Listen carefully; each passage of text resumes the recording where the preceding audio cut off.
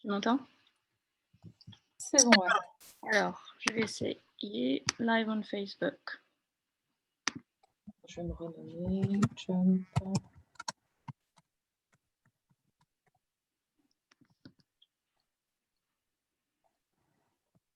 Hop.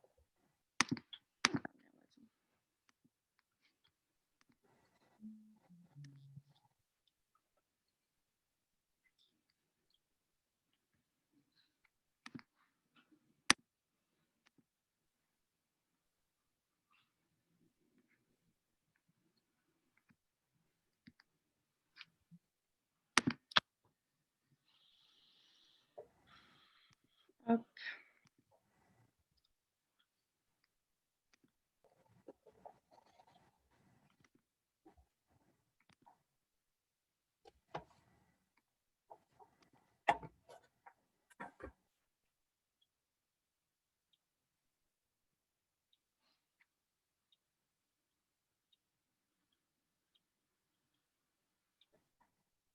Please work, please work.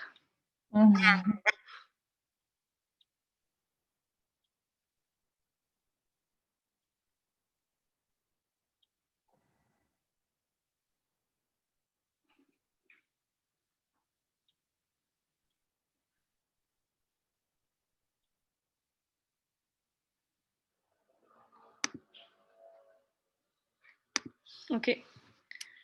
Ça marche? Ouais. Ah, super.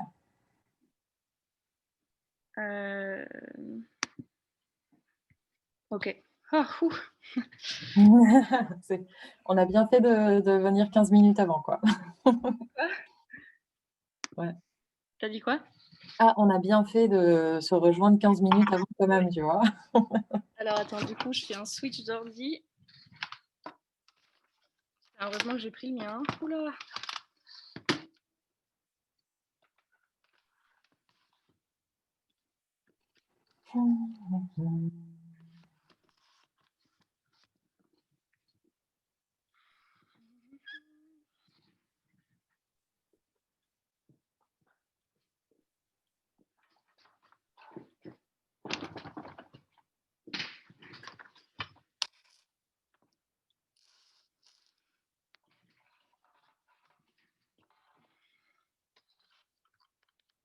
Ah non, j'ai pas de prise. C'est pas grave.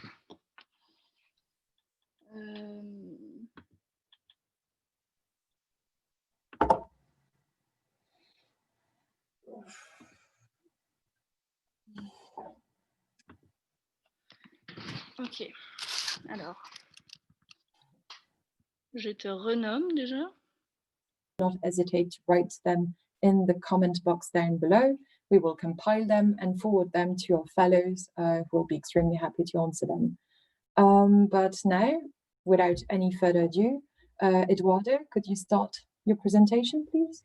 Yes, I'd love to. Thank you, Laura. Sharing my screen. Okay, greetings everyone. My name is Eduardo and I'm originally from Italy. I'm sharing screen now. Okay, cool. I'm here today because I'm looking for artists who want to create entertainment that can drive social or environmental change. 3 years ago, I co-founded Niado, a production house using pop music, film, and campaigns to generate positive impact. Since then, Niado has grown into an international collective, working on one side with artists who want to use their voice and talent for a meaningful cause, and on the other side with change makers who have an inspiring story to tell. For example, this is Mission to Earth. It's our first music film. Mission to Earth features singer-songwriter Fee. She's a rising star in the R&B scene in Kenya. And it also features Wattly, which is a machine that uses solar power to clean water for communities in developing countries. We combined these two strong characters and we added a pinch of sci-fi, pinch of science fiction, and created a global anthem for sustainability. And then we launched it at the United Nations Global Festival of Action last year, as well as other events around the world. Our goal is to make global issues accessible and fun, and by doing so, reach out for new audiences. Social impact entertainment is actually a rapidly growing industry. Millennials, Generation Z are the one that are shaping it. They're constantly looking for more meaningful content and for active ways to make a difference. And now artists and influencers are realizing that they can meet this demand, but often they don't really know how to, or they don't, if they do, they don't know what to do with it once they've created it. So that's where our forte lies. We create entertainment and we connect it to social causes. We partner with different organizations to build the campaigns and to make sure that our projects always generate measurable impact on the ground, whether that is developing educational program based on our content, or it's pulling plastic bottles out of the ocean, for example, every time someone views our films. As an artist, there is really so much value in connecting with your audience on a deeper level. And the artists that have worked with us said they felt very empowered by finally using their voice to advocate for things that they really already cared about, but never fully managed to express or verbalize. And Niado is a space where you can co-create meaningful content and then share it with the world through radically new formats. Thank you very much, everyone. And if you resonate with what you heard and you're interested in working with me and my team, get in touch with my email or through our website and check out what we do on social media. And until then, have a good day, everyone, and enjoy the rest of the MAMA event. Thank you.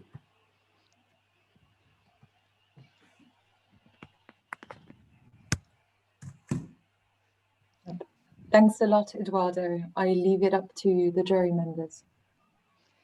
Hi, Eduardo, Estelia here. Congratulations, you have a beautiful, beautiful project. And as always with these kind of projects, I always wonder what the business is behind, how it's just to be sustainable. And if so, it is through public funding or it is private funding. How do you sustain? Right, that's a really good question. We started as a social business, which is basically a for-profit company, but with a social twist to it. It's a model that was developed by different economists, but it's basically an enterprise just without the return of investment the same way as a normal business has. So it's like kind of a hybrid between a non-profit and for-profit, but it still is a for-profit. It's just that the extra money is reinvested in the company. But on the long term, we would like to have a mixed business model where we have both a for-profit and a non-for-profit, because in that way, now we can't access for public fund. And for some project where we need more freedom and we don't necessarily need to have a client in the model of the campaign, then we can actually do it completely by ourselves. Now I was talking about artists and change makers. So these are basically our two clients right now and the people that we partner with and collaborate with. So it's either artists that come to us and they want to give a social or environmental campaign to something that they already created, or they know that they have their own style, but they want to create something further that has this social edge to it. Or and this is what happens, what happened already with Mission to Earth. We actually partner with a company or a startup or an organization, and they have an inspiring story to tell, and we create kind of the creative environment. Yeah, we produce it with them. In fact, Mission to Earth was written together with the founder and some of the people inside Watley, the company that created the machine I showed. So it's, yeah, for now it's through these clients, and obviously we had sponsors and small fundraisings, but on the long term we would like to have these two models. I see. Hi, yeah, well done. It's a really interesting kind of collaboration of worlds, and I think you're right in saying that using art and music as a way of a voice for change is really important and can be achieved kind of through that. But you touched on those points already around the artists coming to you with their works, or alternatively you can work with them. I'm just really interested in what's that process really, because, you know, is somebody coming to you with an eco album that they've already created, so everything is kind of like carbon neutral, or those kind of things which has already kind of happened, and then you produce a campaign around that? Or do you see what I'm trying to say? So I'd just be interested in what that looks like. Well, obviously it depends. Every time is different. Basically, we had artists coming to us with nothing produced. I mean, they had maybe their own songs or their album, but they wanted to do something new, completely new, that could have this direction, like more social, environmental, equality, or whatever it is. And that's different work, because we need to kind of work with the artist from scratch, like really connecting, like kind of being careful to not warp their style, their identity as artists, but instead leverage on what they already have to connect to whatever social cause they're interested in. And if, like, in any case, either they have or they don't have something ready, then a really interesting part of the work is connect the music or the video, whatever it is, with the campaign. Because something, I don't know if you noticed, I shared Earth from Lil Dicky, which is something from the last year, I think, came out. And he's a huge artist, and he involved huge artists in, like other artists, very well-known celebrities, in their campaign of the song. And the video was really stunning and very well produced, but the campaign wasn't successful at all. And he is really big. And the problem of socially oriented content sometimes is that it's useful for itself. Like, it doesn't have a call to action, or it doesn't have really methods to measure the impact that it creates in the audience or in the project, if it is connected to a specific project, like let's say an NGO doing something somewhere in the world, or a specific. It happens sometimes, but projects often lacks this in the art world, in the music world. So we can provide the campaign. We have partners for the impact side of the work. And also we were born as video producers, like production house, music and video producers. So that's also what we specialize. If they want to co-create content ex novo that has this awareness to it. So it really depends. Every time is different. It helps the fact that we have different people that can do different things. So it's like either inside Niado or outsourcing people that we worked with, or that we need to work for a specific new campaign. Then it really helps to build a whole ecosystem around each artist. It's really fascinating. I find it really exciting work.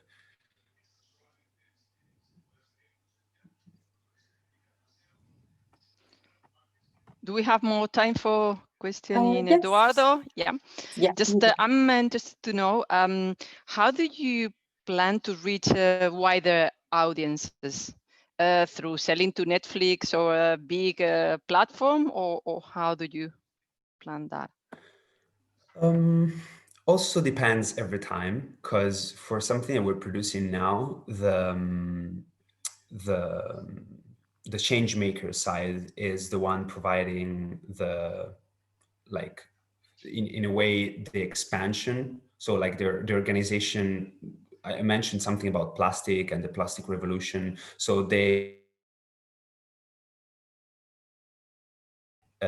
with all their community, which is like more than 1 million people around the world. And then usually it really, we leverage on the group of organizations, influencers, artists inside Niado and outside Niado that we create around each campaign.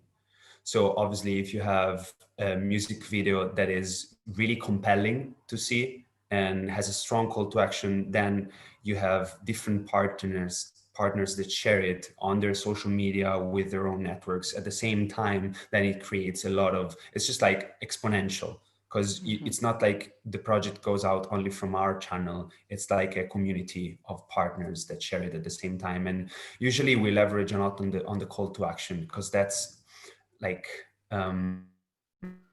Like, so if you say, okay, every time you view this film, we take out plastic bottles from the ocean. That's something that we're setting up now for our next film. So that's really clear, and I believe striking call to action, because it's like, oh wow, so if I share this video, actually I know that I'm creating environmental impact, like physical impact, like Ecosia, for example, a browser that plant trees every time you search on the internet. So it's like really clear and direct consequences of a simple thing that is just sharing. So it's kind of viral, it's an automatic viral model in a way. For now, we're just sharing it through events and online, like independent platform, but we do plan to also partner with distributors, like you said, film distributors, maybe when we will have enough videos, because now we don't really have enough for a whole series, but when we have a whole series that is, let's say, all about social environmental change, then it can be for actually a TV distributors or something. Another idea, just to quickly wrap it up, it's to so if, as we call it, that has to do with a specific topic, and that topic can be connected to the film that is being distributed in the cinemas, let's say next year, then we can partner with either the cinema or to a bit like when cinema was born, that before the films there would be like a short film. We're trying to break through this market, which is actually a huge market and is only used for products. That we're doing something about the ocean, for example, and plastic pollution in the ocean. Imagine to see next year coming out, Avatar 2 is known to be all about the ocean. Imagine to have this movie with a shorter music video with artists, celebrities.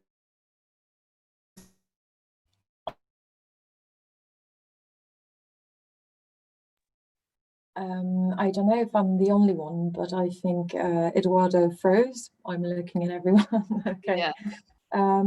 Well, I think maybe we can switch to the next fellow. Jess, if you wouldn't mind starting your presentation.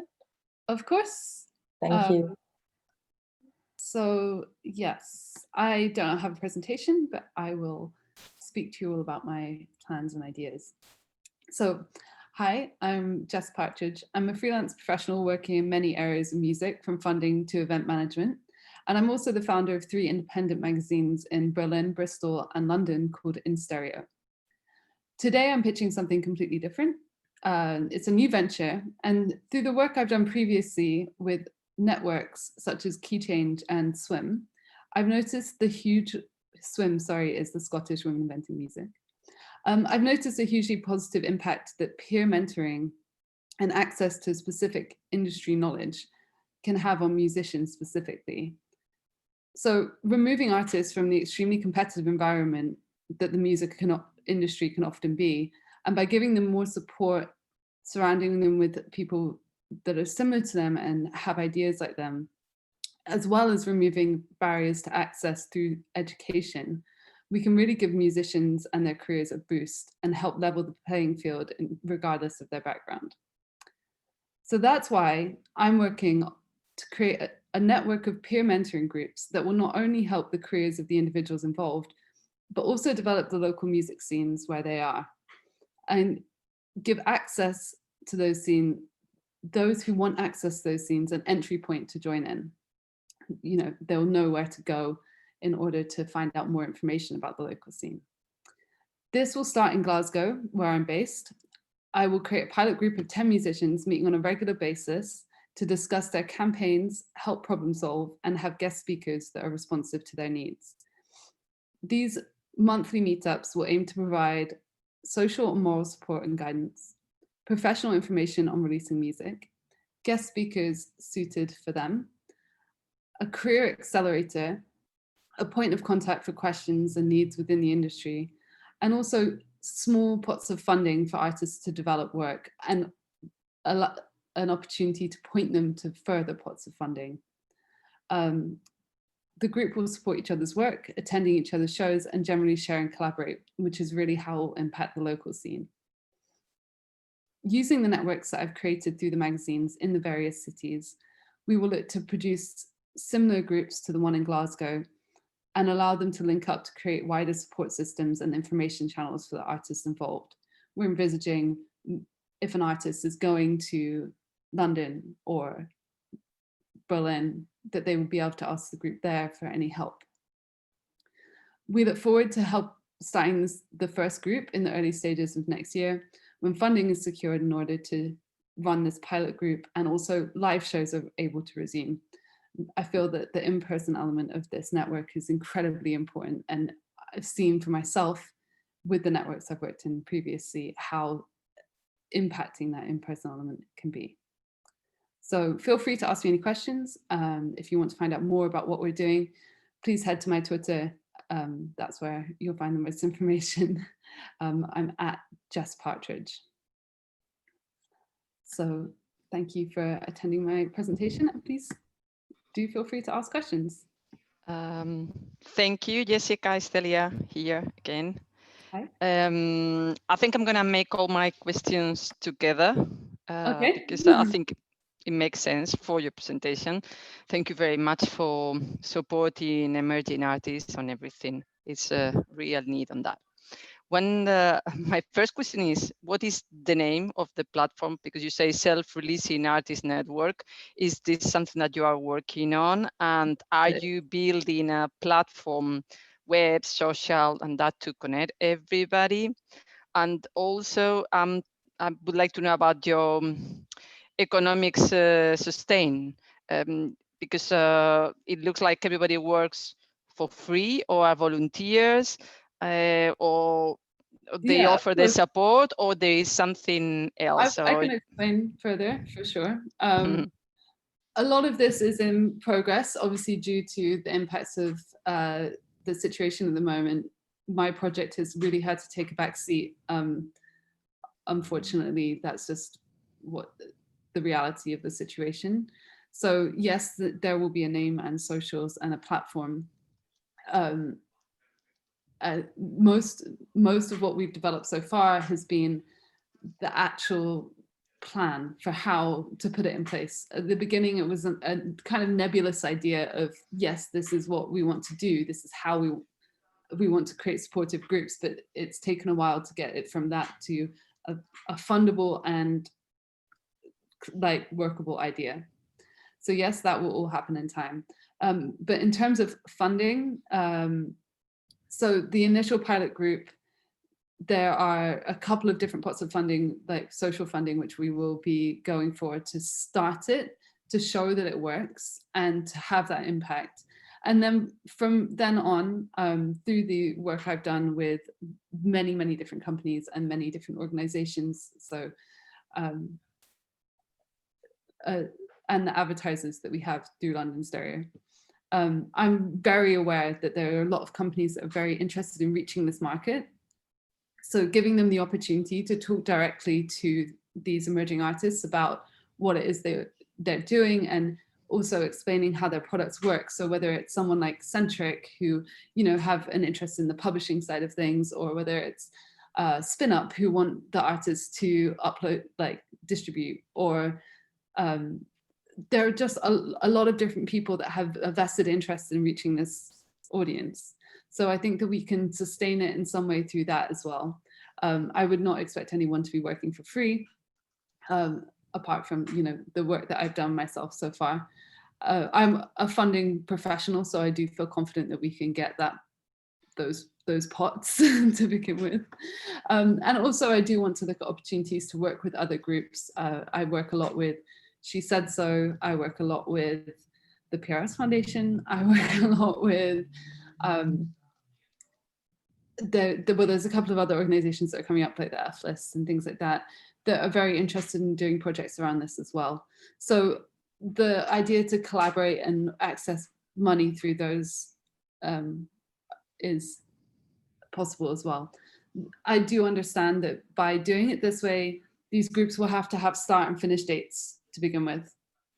So it would be like a 10-month accelerator or something like that. In order to get the funding, you really need to have this start and end, which means that it gives you the opportunity to bring in new cohorts from year on year, which I think is important as well. Sorry, that was really long. Do you have any more questions? No. Okay. Hi, Jess. So I unfortunately my internet went right in the middle of your pitch, but I've got a vague idea of what it is you're trying to achieve. I'm interested in a few things. I think, first of all, so there are other programs which, or organizations which would do similar type of things, not exactly the same, obviously, Sure. in areas, whether that's in the UK or I'm sure across Europe. How will you be either identifying the gaps in the places where this is needed and or working with those organizations? Would you be working with organizations who are already kind of filling some of that need, but not all of it? I think the key thing here is that we have the magazine in different cities. So we have really strong networks and also visibility and like an understanding of who we are, recognizability, you know, like that gives us a really great basis to do this and to identify those gaps and also identify the people who would benefit from this the most. To begin with, I really want to keep out of like hugely major cities because I mean, I can see it all the time where there's a lot of exciting stuff happening in smaller cities that doesn't get connected. And that's one of the biggest issues from artists actually having success. They're not able to reach these more major institutions. So we can help provide those links and also provide a place where these companies can come to these cities and find new talent, because that's another issue. Like a lot of the time companies do want to work with people outside of London and outside of major cities, but don't know where to find it, like the talent. Yeah, cool. And I know that you mentioned about kind of due to COVID and everything, and the project's kind of gone on a bit more of a slow burn, and you'll be waiting to get for when hopefully we're in a more stable place. But have you thought about if this potentially goes on for longer and that perhaps you might need to pivot that, or would you already be doing that? Could you be? Yeah, I mean, that's definitely a consideration. To be clear, the main issue with this is, yes, that this works better in person, but also personally, as the main driver of this project, I've lost all of my income and I've had to entirely look at other ways of sustaining myself, which is fine, but it doesn't leave tons of room for developing a new project like this. So I need everything to get back to a more stable position in order to build on this properly, because it does need the time, care and attention that, you know, a startup requires, which I would have had I not had to kind of come up with another business out of nothing. So yeah, I am looking at ways of doing it. And I think that, you know, this time means that people need support more than ever. And this could be a route to that, but it's just not possible right at this moment.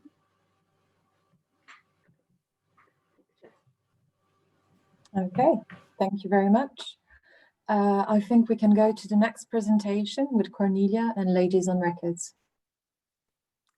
Thank you, Laura. Hello, everybody. Very nice to meet you. Okay, so,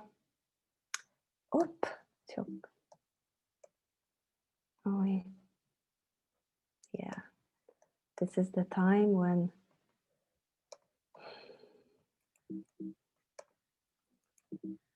hello. Okay. Hello, everybody. My name is Cornelia. I'm Ladies on Records. I'm originally from Poland, but I live in Istanbul in Turkey. I would like to take you back to 2016 when the world went crazy for the vintage sounds from Turkey. Imagine that in that time, an owner of old Turkish label was sipping his tea in his office.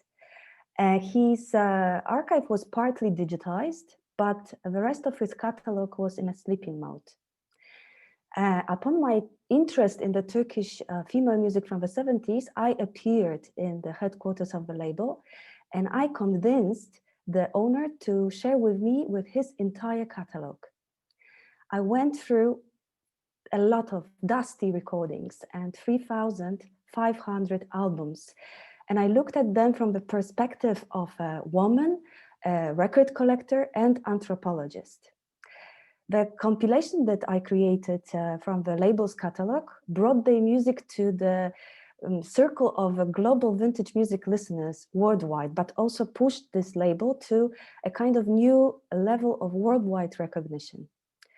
We did it firstly for one of the Turkish old labels, but soon after a new customer appeared and commissioned a new compilation from Ladies on Records. But this time, it was one of the majors. It was Sony Music Turkey.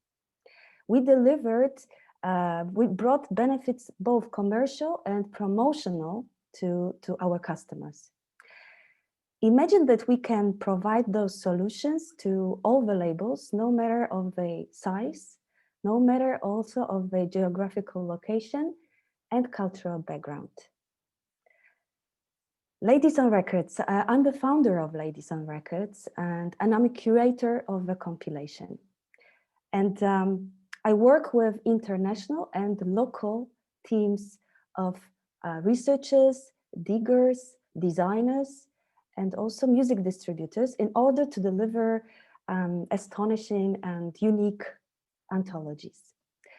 We present women in music, and this is our goal, but through this, we bring jewels of the back catalogs, but we do it with in-depth research, stories, and state-of-art design. So we are looking for new partners, labels from the niche, independent and major labels, copyright holders, archives who would like to have their catalog revisited.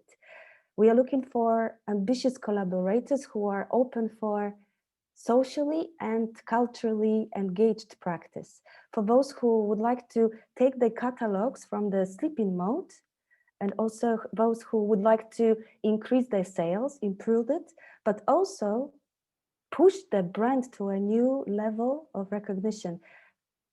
We do it in the fashionable and distinguished manner. We are focused on women in music, and because we are trying to represent the voice of women in music from the past decades. That's why we create compilations with social responsibility. This is something that doesn't happen yet. So this is what we are bringing to the business. We deliver success measured with sales, but also measured with recognition. This is Ladies on Records, and I hope you found it interesting, and I'm looking forward to listen now your comments. Thank you.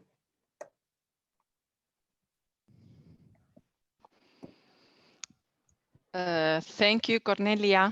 It's Celia here. Congratulations for your project. I love the project. I think female artists have been present in the present, in the future. So starting by recognizing her past, that is so important. So we have the right to be here because we've been always here around the music, not because we are newcomers. So amazing, congratulations. And I could see through your platform that is quite well done, established. So mainly, I would think that my questions here are, I could imagine, I don't know, but I could imagine that in more developed music countries as probably US,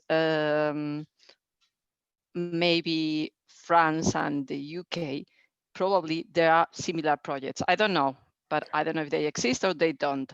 But I also think that in other important countries with a strong local roster, a project like yours is very much needed. So how do you plan to get into those other countries? How do you plan to replicate and try to dig when you go somewhere else? Very good questions, thank you.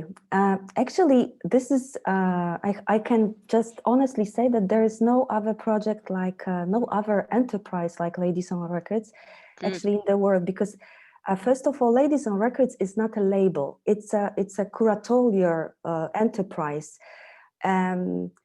I'm like portable curator that can be transferred anywhere all around the world and work on the catalog and explore it in my own individual, anthropological and very feminine way of seeing things. So it's never happened before. Of course, there are professionals and DJs and record collectors who are focused on female music, but I'm focused more on curatorial and diving into the culture. So as you said, like, I believe that my anthropological perspective and my background gives me opportunity to work on almost every field, because every field in terms of music worldwide. Because as I mentioned at the very beginning, I'm Polish, but I live in Turkey. I moved here in order to search and understand the music of female singers from Turkey. And being here, I dived in the Turkish music catalogs of Turkish music labels, and I rediscovered things that would never be discovered by the Turkish people because I have different perspective. That's why my experience and because of my interest in the music of female singers from all around the world and the huge record collections and knowledge, I can be transferred, like I can dive to any catalog. As you said, it's very important that there are a lot of countries that actually have the record business is extremely somehow disconnected from the major sources, and they can't have access to the big possibilities of sharing and promoting music and giving the access to the people to the music. And I believe that I can reach them. I have experience here in Turkey. But as I said, I worked with small labels and I worked also with majors. I have this balance of knowing how to approach both of them. And the expertise of mine can work really well all around the world. And I'm very keen on working with others. As I said, I work with teams of people, researchers, diggers, people who are professionals in designing. So it can be really incorporated to any reality in the world of music. Yeah, I'm sure that you can do it. I was, because for what you've done already, and in a country like Turkey, I think that you can do it everywhere. It was more like, how do you plan to land into other countries, and how many of you are in the team really that can do that? Do you have legal support, legal advice, people that know about author rights? It was more that. It depends on the project. I work with individuals that are like the most professional in the field. So far, I was lucky, and it was a beautiful situation that I worked with labels that actually own all the rights. They have a clearance about what they own, how they can use the music, etc. This is a very comfortable situation. Good. Because usually this is a big issue, how you can use the music, because it's not only in countries like Turkey, but all around the world, the copyrights, it's a big pool of problems. If, as a curator, if I approach the label, I know that the label has the rights cleared. So as a curator, I'm focused on delivering and finding the jewels, packing them, writing the story, and delivering them to the world. The copyright issue is cleared by the label. But my responsibility as a curator is to deliver the best possible story of activity of women in this particular catalog. So I hope I answered your question. Yeah, I believe that you have a very clear view of the way to approaching is to get into the label that owns, and through that you will be able to dig on the whatever resources they have. So thank you very much, and I wish you the best with your project. Thank you so much. Hi, yeah, it's really interesting, and I'm sure you've unearthed some really amazing talent through your work. I was interested in how, and it kind of picks on the point of how you get yourself in the room with those other labels or those people who own the rights to those catalogs, in terms of, well, I understand, you know, it's your anthropological and your kind of passion and understanding of the wider story around these female or art women who are creating these records from those eras. But do you face challenges? I didn't see any stats in that saying, you know, actually there's a real growth market in, I don't know, female jazz singers from Uzbekistan, I don't know, so make it, you know, and kind of, it was more of a kind of a qualitative kind of proposal rather than anything that had hard facts. And I just wondered if you had any stats around the interest in women in these eras, and what the interest in the market is for somebody to then want to put that out as a commercial entity to recoup money. So it's a good question as well. Actually, the music that is owned by the labels, especially the old labels, very often lays untouched and unexplored. And the label owners sometimes really don't even understand what they really have, because they look from the very typical commercial, and it's also culturally designed commercial way of thinking. So when I approach the labels, I offer them the different outsider's perspective. I look at the catalog from a different way. I can give you an example. One of the labels I worked here in Turkey, when he saw what kind of tracks, which tracks I chose from his catalog, he said, like, I would never do that. And he said, but it worked. I would never choose those artists.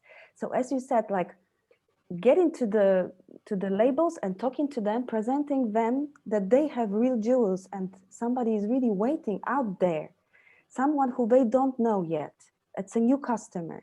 That's why what I tried to tell you in the presentation, it's not only about sales, it's about recognition and about being connected to the very important issues that actually we all people live in right now. The music has the social responsibility as well, and we can be, all of us can be creators of this message. And in terms of how to approach those kind of the labels, like I believed before the pandemic started, I was a very analog person. I'm a record collector. I like the physical, you know, material, and I like talking to people, meeting them, make everything analog.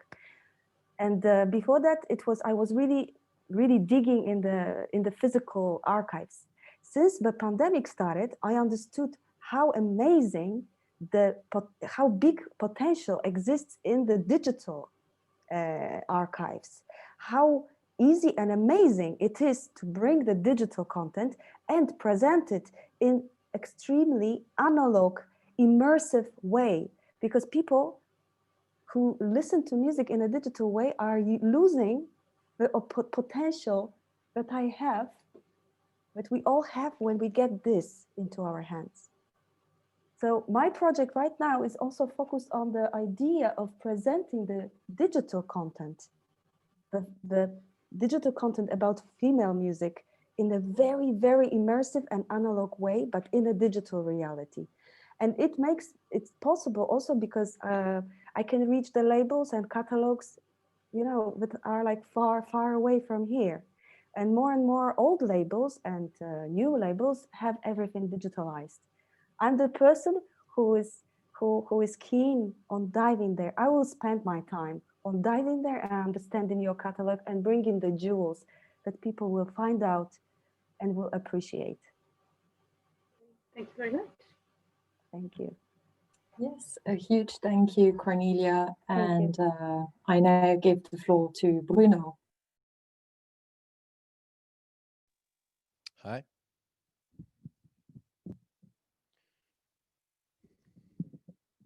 Hello.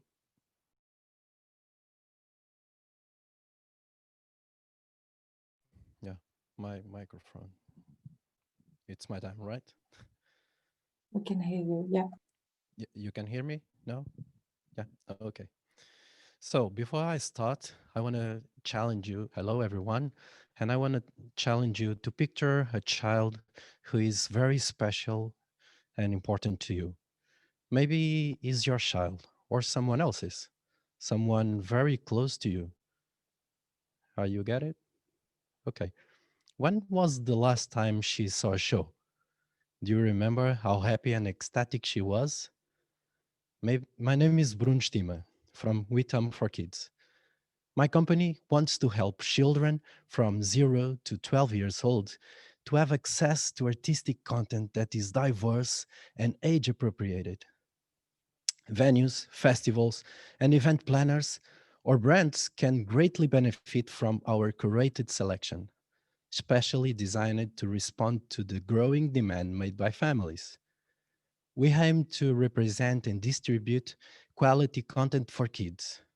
There is a hole in the market that we want to fill.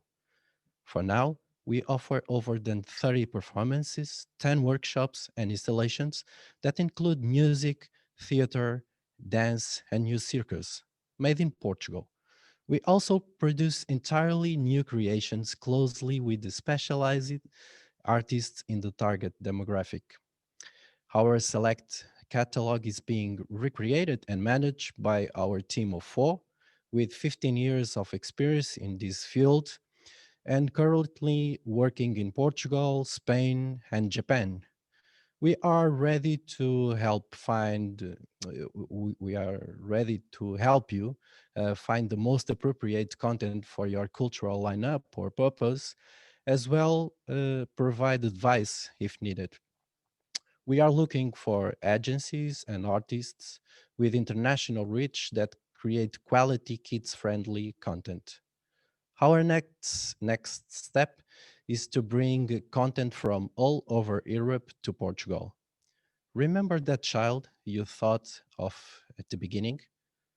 He or she can enjoy wonderful shows together with family, filled with joy and free of worries, thanks to Witam for Kids.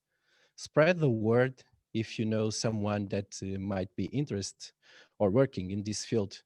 Help us build a richer and more cultural diverse world for European children. Thank you. So, yeah, I hope you understood my English from Portugal. Very good, Bruno. Thank you very much. Of course, I could picture my own kid that 8 years old going to shows. So let me see if I understood well. So you have like your business is 3 business in one. One is creating or getting more content for kids in festivals or events. Other is approaching brands or festival programmers or whoever is looking for ideas or performance or installations for the brands or for the festivals. And the other is parents looking for something to do with kids' life. Is that correct? Yeah, mostly the first 2 that you mentioned. Mostly the first 2. Yeah, so yeah. You don't go to consumers. One thing I saw that is very interesting and I didn't see in the other projects is that you are gathering data from step 1, which is really cool. Something that everybody should have in mind, that the best content is the one that you go to the right people. So as soon as you get into your platform, you either register as somebody that look for something or somebody that is offering something. So that was cool. And also I think that there are a few projects like yours. I know a few in Spain, and I know many in other countries. So why yours is different, special? And also another thing I would be interested in is, how do you plan to charge to festivals or brands? Or how do you plan to pay to the content providers? Okay, to the first question first. So I think I'm not special, as you mentioned. Probably around the world, more companies do what I'm thinking to do, but I get to this point looking to the Portuguese reality. So in Portugal, and I know the Spain, that is much, I have the pleasure to play a lot in Spain in this market. And I notice, of course, in Spain, it's more advanced. So more people concerned about this audience and his reality. Is not the same in Portugal. So I start because this issue. So I felt that I have this space in Portugal to start. So and the specially thing, it's like more geographic. It's special. I think it's special in Portugal, because in Portugal all the agencies all and just want to work with the big artists and don't look to this niche of market to these audiences and the artists that work to these audiences. So I think I hopefully understood answer your question. And with the time learning with the other countries and other companies, I hope get some special things that would be different and put something new to the worldwide. So, and to the second question, if I don't forget, it's about charging how do you plan to charge to the brand or the festival or this? Okay, we put a commission. So we have the price of the artist, and we agree a commission that is for now is the same to all the artists, and with that commission we work. So we are in the middle from the artist to the festival or the event programmer or the brand. So I see. Yeah, is the commission. Yeah. Thank you. And of course, if we create a new something that we not just be in the middle, but we are more than that. So we are like curator, or if we are, it's a service. So we charge for the service. If we create really something from the zero, we are, because I come from this big background. I am artist. I started to this kind of audience, so I very into this as an artist.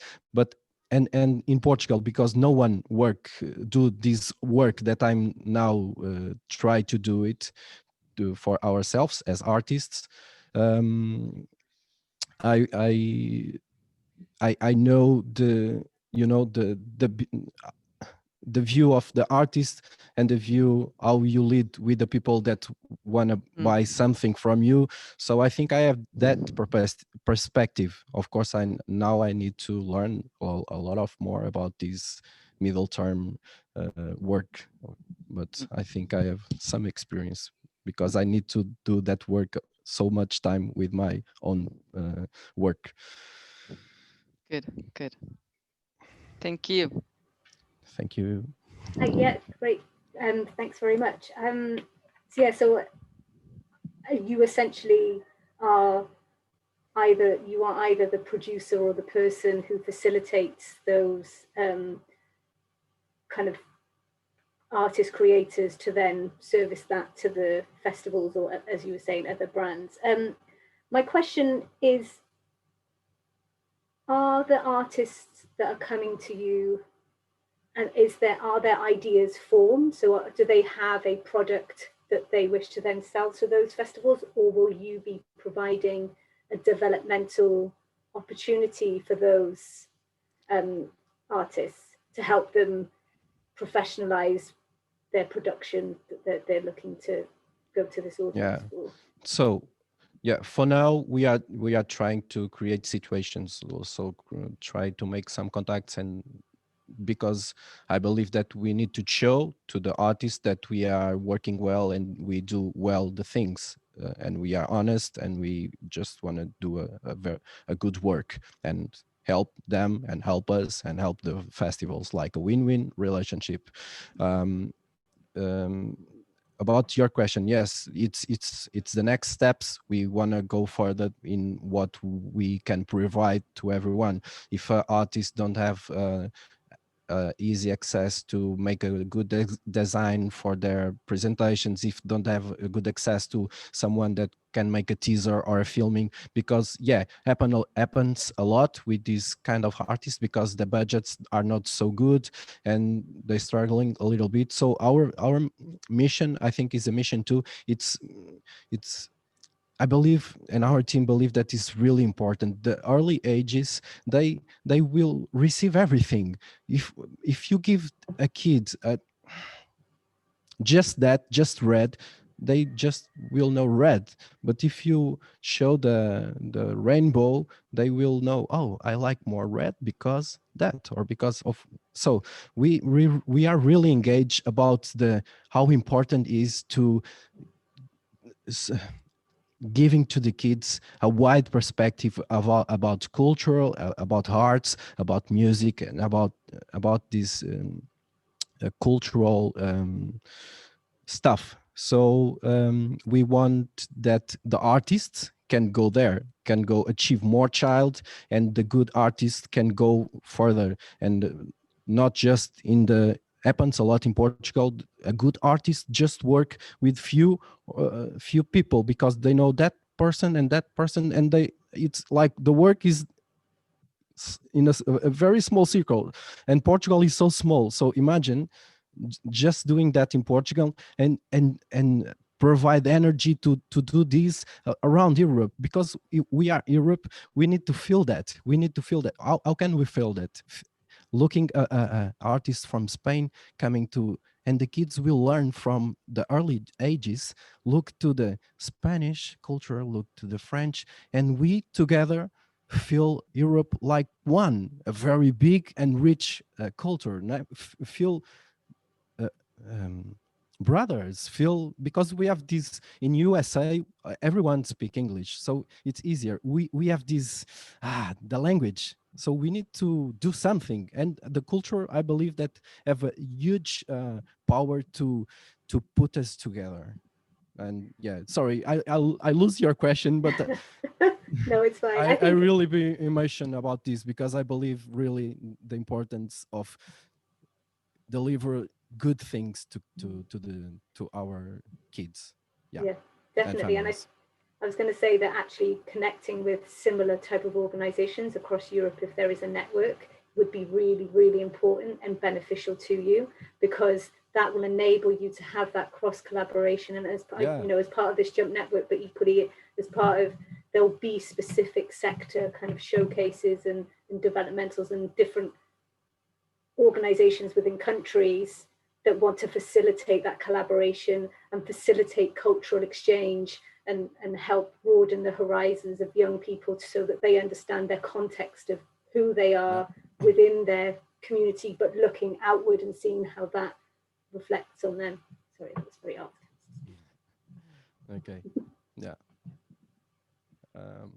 Well, thank you very much for that last presentation. We're going to start right now with the questions from the audience.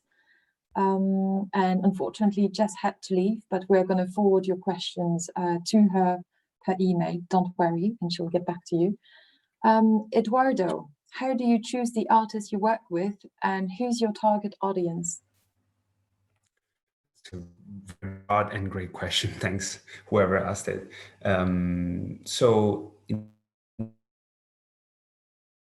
And it really depends on the project, from the change maker side, like the impact to Earth. We wanted Africa, so we were looking for artists that were in African continent. East Africa was a good place because it's kind of in the middle between a completely non-developed country and a developed country. increasingly developed country. So so Kenya was, but when we found the story of like how she basically built herself or her own career, and she was like really starting to, even at the time, a very big community in East Africa, not just. So we just reached out to her, and it was the perfect match. So sometimes we choose the artist according to the project, and some other times artists reach out to us, and that's like we don't. So far, we try to. Yes. I'm sorry, Eduardo, your connection is really weak. You are breaking quite a lot of time, and I'm wondering if you're not frozen as I speak to you right now. So no, I can hear you. Do you think there's a? Okay, good. Well, we'll just give it another go, and if it's still like this, maybe I'll give the floor to other fellows and let you sort out your connection if there's anything to do about it. But let's give it a last shot. Can you hear me? Is it a bit better now? Yes. Okay. Yeah. We'll give it a try. Yes, maybe just a bit. Maybe just a bit. Anyway, so I was basically saying that. Okay. I'm sorry. I'm so sorry, Eduardo. No? I think it's not going to work because like we're losing a word out of two or something like that. So perhaps what you could do is like responding to the questions in the chat box. And in the meantime, I'm gonna forward the other questions to the rest of the fellow. I'm so sorry about that. So about the other questions, there's Cornelia. Is there a reason you chose to focus on 60s, 70s and 80s music? Thank you for the question. Yes, actually, this is an extremely interesting period in the music history, mainly because of the music genres that were immersed, that came out of the times. This is the time when the music that was based on the local sounds get somehow connected with a universal sound. Whenever you explore this music from all those decades, 60s, 70s, and 80s, you can very clearly connect the dots between all the countries and all the cultures, but somehow find a very unique sound from the particular country. So this is a very unique moment for me in the music history.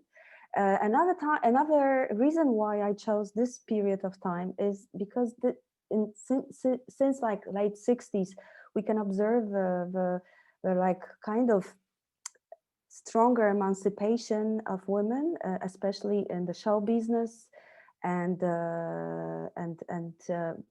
visibility got extremely strong.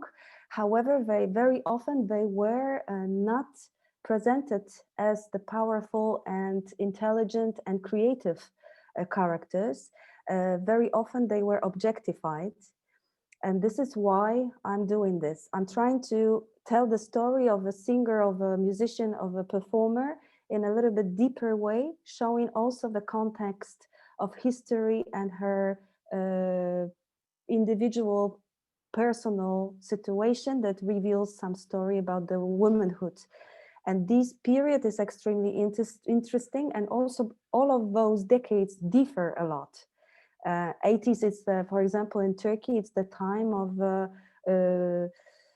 stronger and stronger feminism movement, while in 60s it wasn't visible yet. And all those transitions between the decades are showing the development of womanhood and the empowerment of women. So I guess those are two reasons why I work with that period, these periods. Super, thanks. And I think it's actually quite linked with the other question that I have for you is, do you feel that the place of women in music today has significantly changed for the better? Oof, that's a big question, actually. Yes and no. Of course, yes, because women have a much stronger voice right now. I mean, because of all the facilities, all the tools we have the possibilities to speak up louder and express what we really want.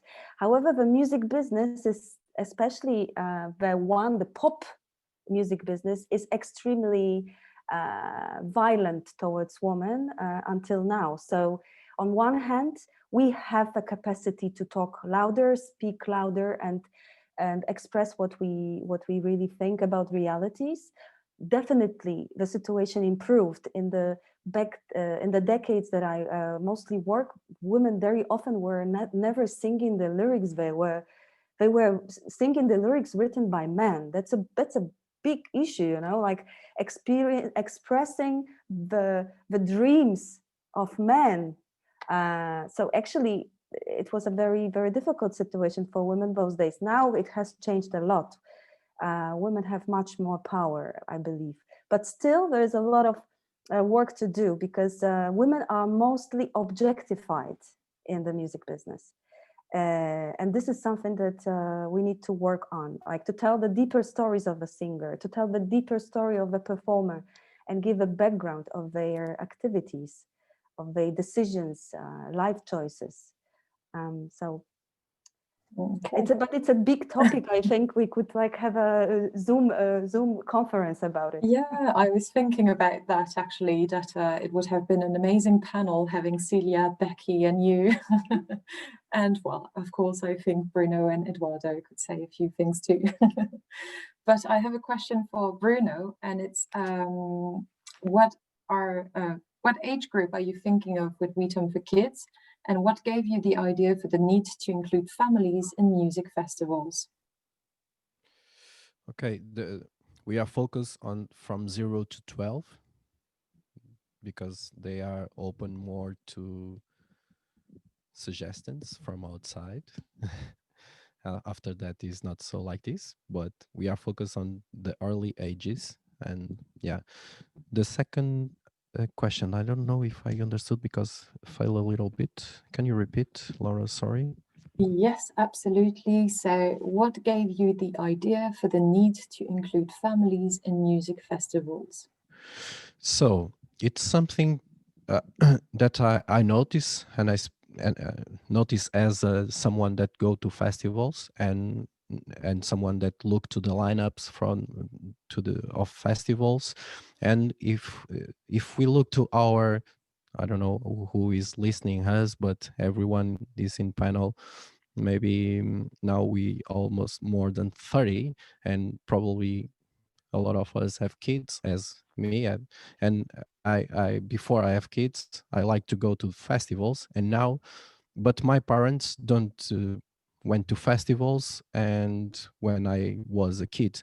But now the society is changing, so the people that now have more than 30 and have kids like to go to festivals and still going to festivals, but we have kids and we want to grab them to come with us. So, and this is not just me, I think everyone can agree that is happening and everyone feel like that. So I think this new generation are more open and want their kids to see concerts and see culture and breathing and go into this reality that is okay, I lost the words, sorry, but I think you understood. I don't need to speak. But and if you notice, the lineups are every day having or a space or a stage to families or for kids. This is happening because of course the festival are looking to this. And last year in for example, that is a big festival in Portugal, the Rock in Rio, Lisbon, they for the first time they if happened, now it's postponed. So for the very first time they will have a zone very specific for kids. So it's the first time, because they are noticed that the people not go by themselves but grab the kids and go to festivals. So, and not just the big ones, the small ones, the very more niche festivals are starting having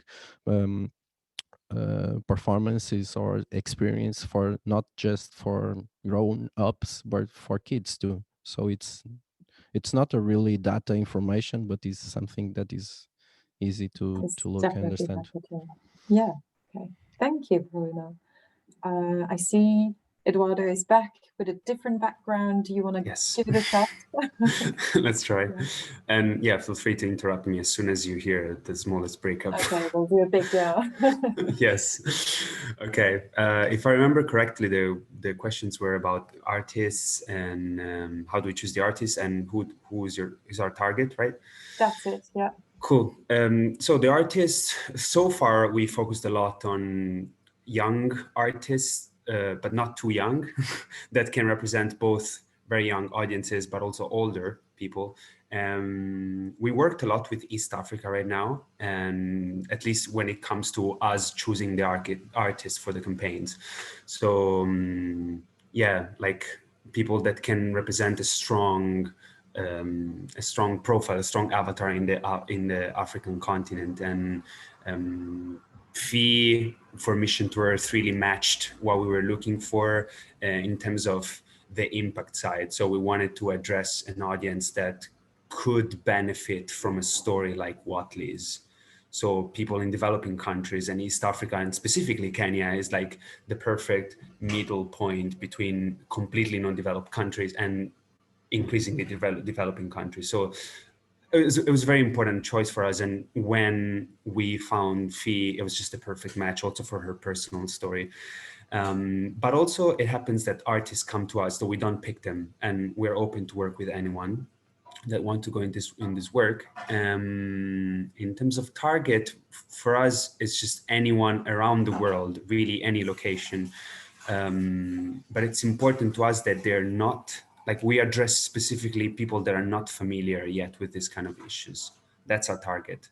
So we're not interested in talking to people that are already very invested and engaged with sustainability or equality, rights, or other topics that we will be talking about, sorry. But rather the more general public, people that usually just consume any kind of content. And because we're giving it this very sci-fi and compelling twist, but at the same time with a message behind and a call to action and a campaign, then you can reach them just kind of with a little trick.